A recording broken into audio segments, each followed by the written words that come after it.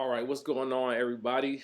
It is Justin J. Myrex, Altruwest Productions, back with another video. Um, so last we spoke, we were talking about music production and beat making versus music production and some of the cost and the differences between the two topics or the two actions, so to speak.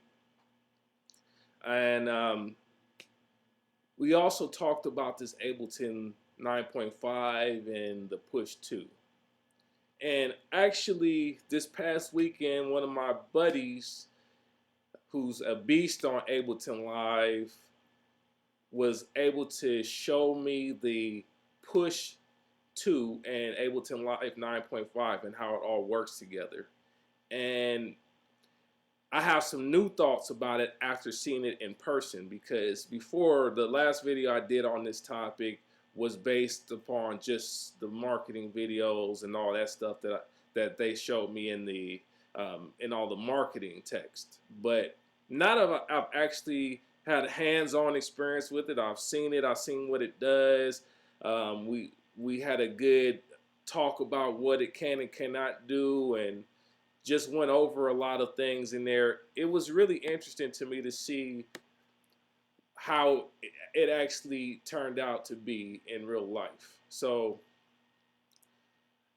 I think that the Push 2 is actually a really dope addition to Ableton Live, from the perspective that it now turns Ableton Live into more of a hands-on sampling tool. And I really like the way that the sampling is integrated with the controller, and how you can change a lot of the parameters. You can edit the samples. You can change different sampling modes. There's some really cool sampling features that are built into Ableton Live 9.5 Sampler now that allow you to do some interesting things with the samples, which are not exclusive to Push. But nonetheless, I think the whole interaction between Sampler and the Push 2 really has a very strong call for making Ableton much more of a sample-based workflow. And I enjoyed the whole step sequencing aspect on Ableton Push, and also the whole the way that the controller looked. The controller was very well built. The screens looked nice. There was some really awesome features on the Push 2.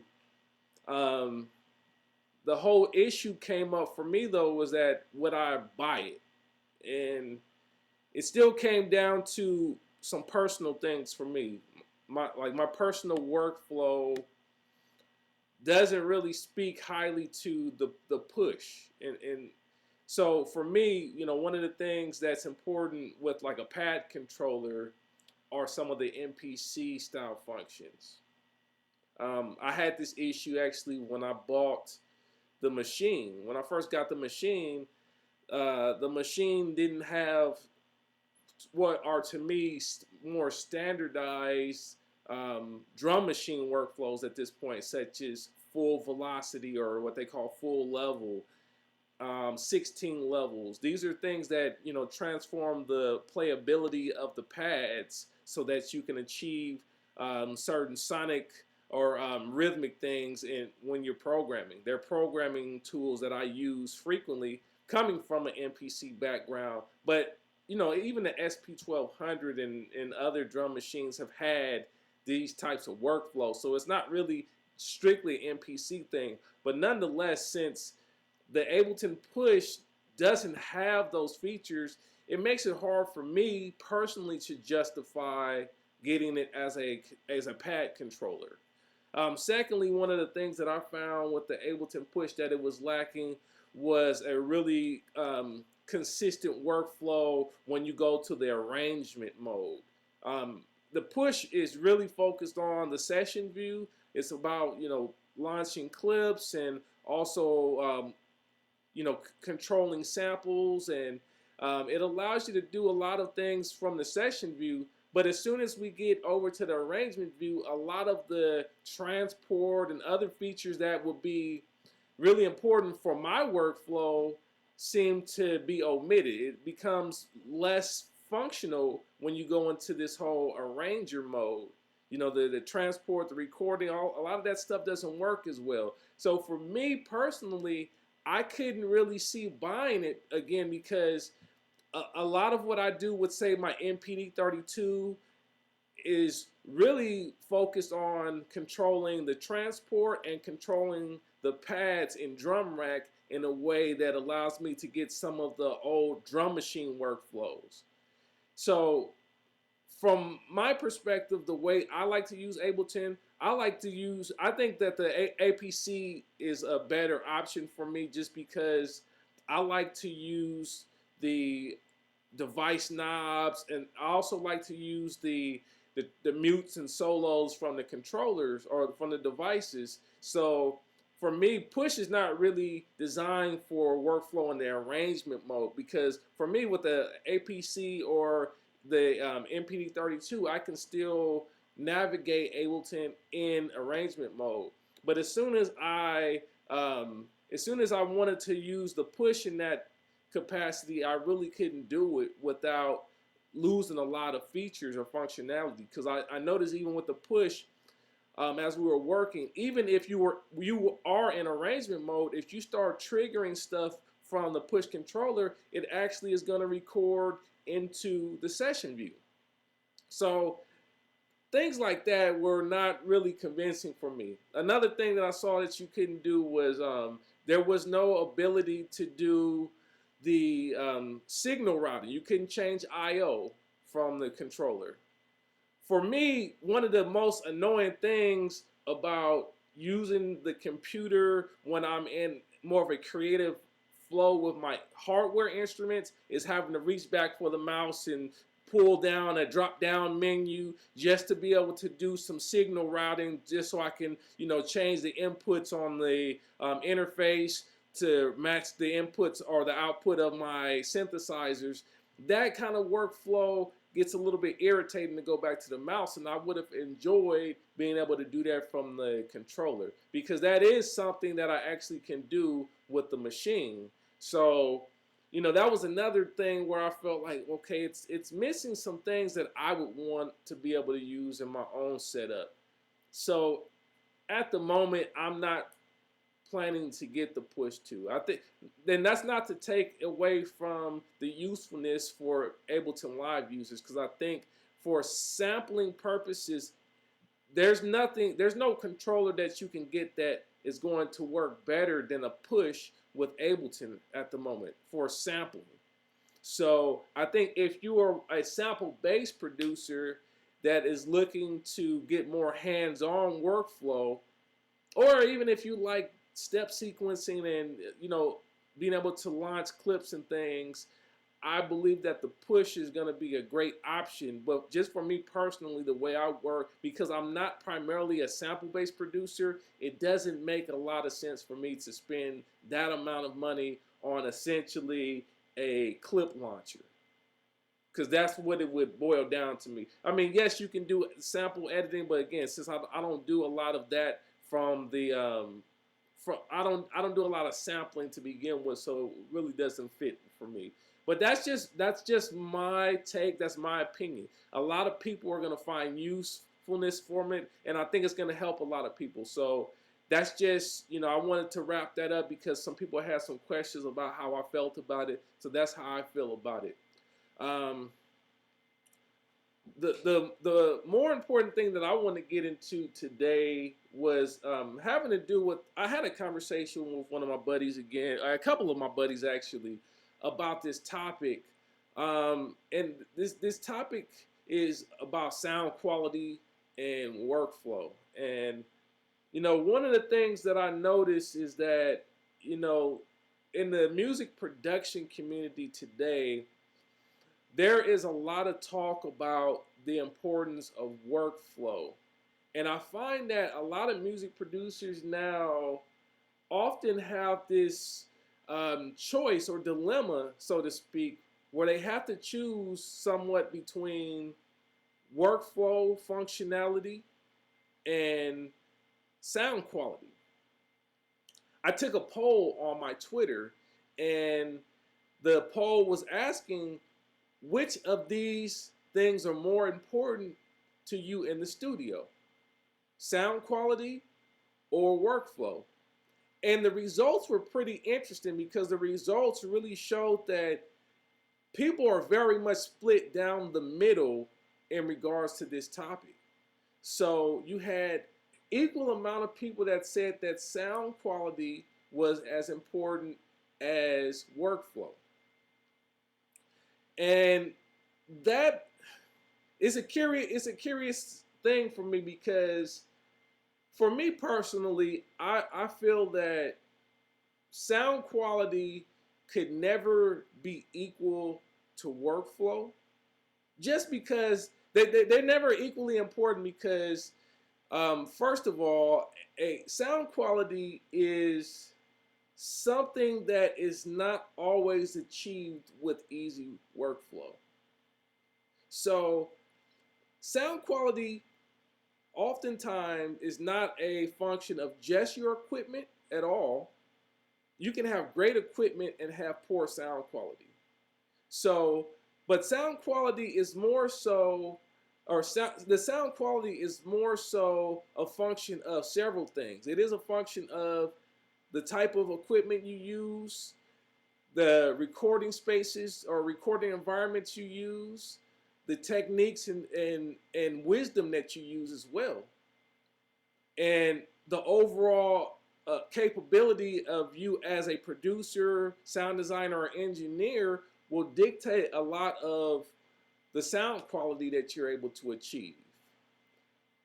Sound quality is not always something that is achieved easily. So to look at it in terms of whether it is more important than workflow is actually counterintuitive for me, because there are some cases where in order to achieve the best sound quality for a production or a sound, you may have to take steps that do not look like a efficient or cohesive workflow. You may have to do some things that are unorthodox to achieve a great sound quality or your desired sound. Because when I say sound quality, I'm not just talking about high fidelity.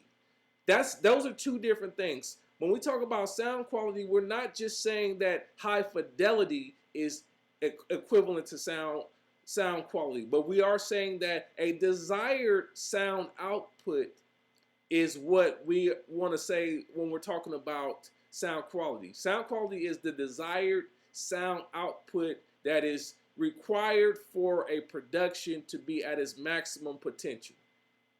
So that's not always going to be achieved easily. There are different processes, different things that you may have to use as a music producer, sound designer, or engineer to achieve great sound quality for your productions.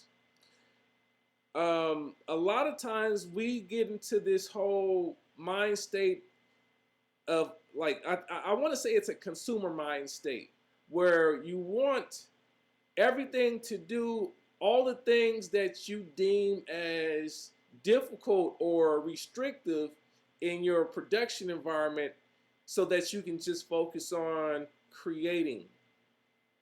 And I think that's the angle that a lot of manufacturers take or approach as well when they're creating products for us to use as consumers. So, the thing is, there's a lot of tools out there that do certain things that allow you to get around some of the more prohibitive actions or the more restrictive things in the studio. So, for example, like a machine has this thing that they call play assistance.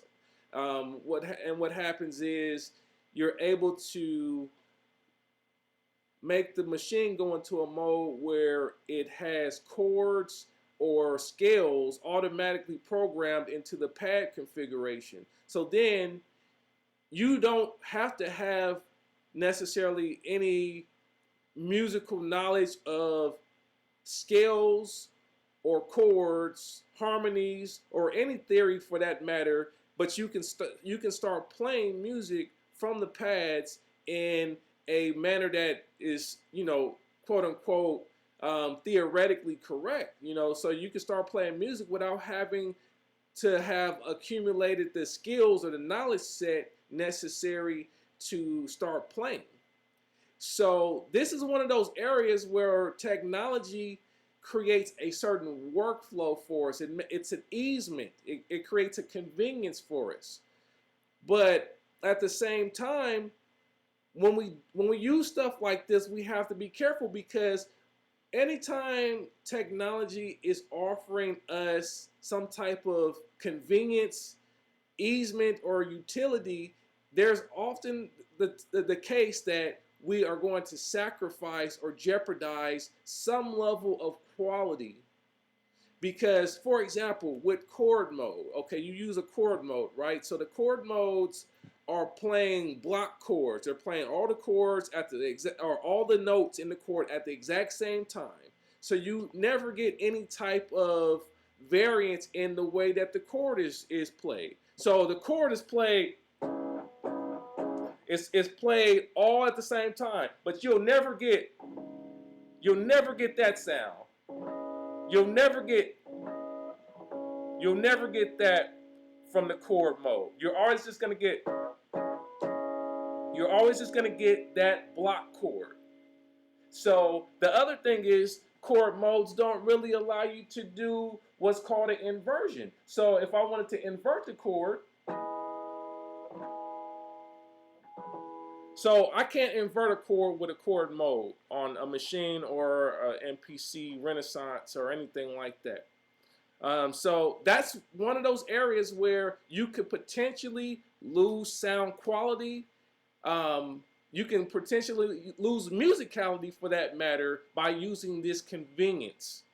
Now, that's not to say that it won't be useful in certain applications, but we have to keep in mind that the technology is giving us one thing, and is making us sacrifice or compromise in another area in order to achieve that particular sound.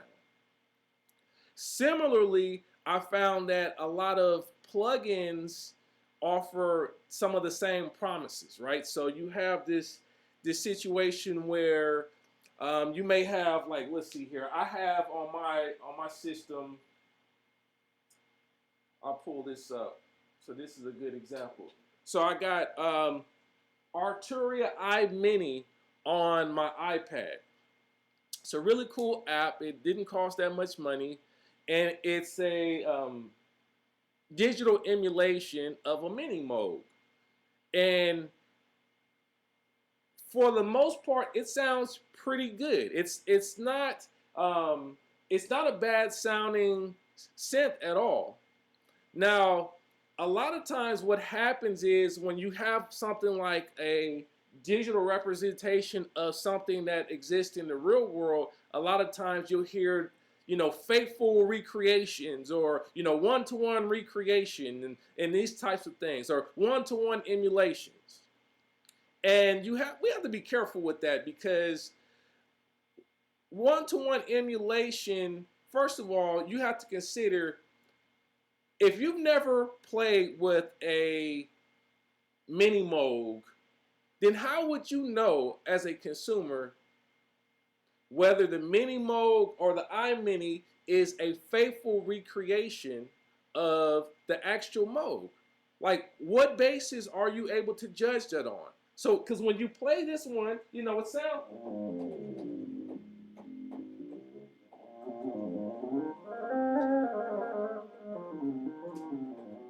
It sounds cool,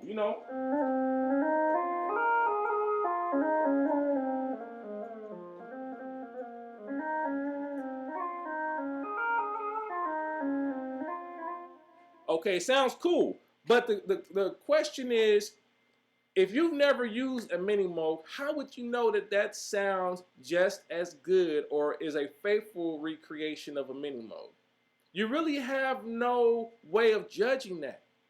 So what I notice a lot of times is producers now especially with the advent of things like VSTs, and also some of the things like the UAD, Apollo, and stuff like that.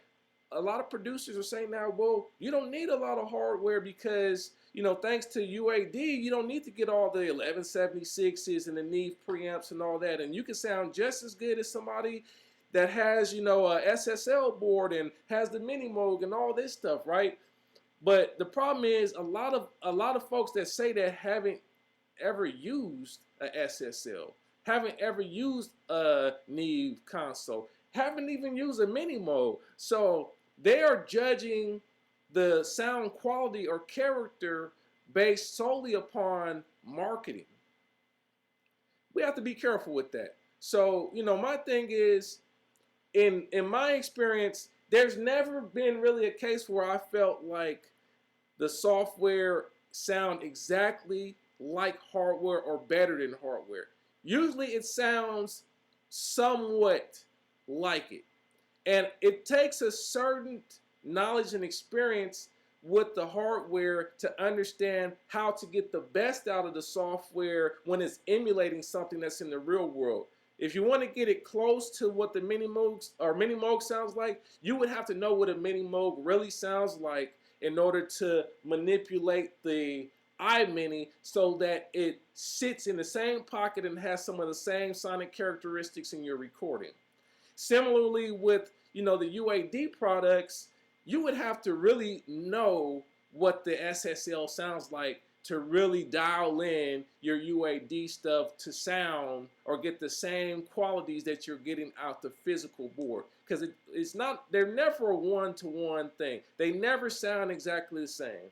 But a lot of times we will compromise or even justify that the digital representations sound the same because they offer us a lot of conveniences. They offer us workflow. So you always have the situation where producers are okay with sacrificing certain aspects of the sound in order to get better workflow or more conveniences within the studio.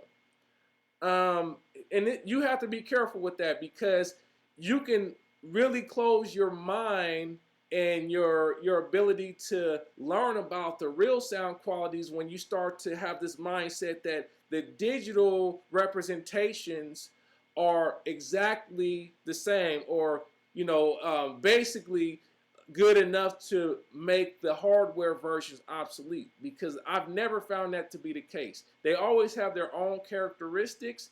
They can be used, but you have to use them with wisdom and understanding. And you have to know that what you're getting out of this is not a faithful representation, but it is just a version that you can use in a digital domain that has some of the same qualities, but may compromise in some areas. Because I play with a lot of software synthesizers that are trying to faithfully recreate a hardware instrument, and they usually don't. They're usually areas like texture-wise where you can tell a big difference.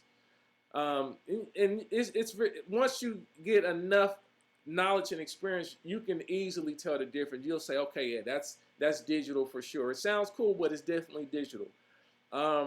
So I just want to make sure that producers are being realistic. Producers and beat makers alike are being realistic about some of this stuff, because I find that a lot of times people want to argue you tooth and nail about this whole, analog versus digital thing without having the full experience or knowledge to really be qualified to speak on it. Now, I can understand if you're getting great results and you're getting where you want to or you're getting all that you want to out of your digital instruments and digital plugins and whatnot. No one can argue if you're getting great results, you're getting great results.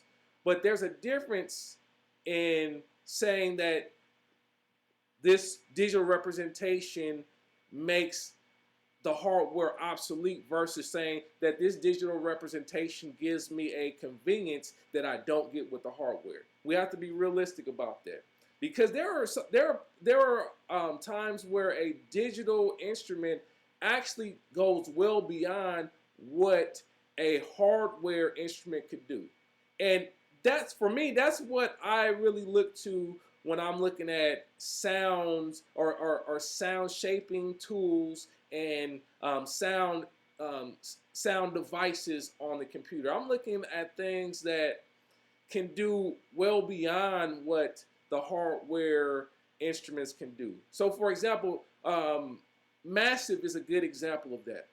Native Instruments Massive is a great example of a sound generator that does something that is not parallel to hardware, so you couldn't really compare it to hardware. You couldn't say, oh, Massive sounds like whatever instrument out there, because really Massive is more of it's kind of like a theoretical instrument. You know, it's suggesting, what if we can add all these different components of different synthesizers and put them in one synthesizer and allow people to pick and choose wave tables and waveform shapes and all these different types of oscillators and filters and all these type of different modulation routing capabilities that are not actually possible in the real world. This is an area where the digital instrument really goes beyond hardware.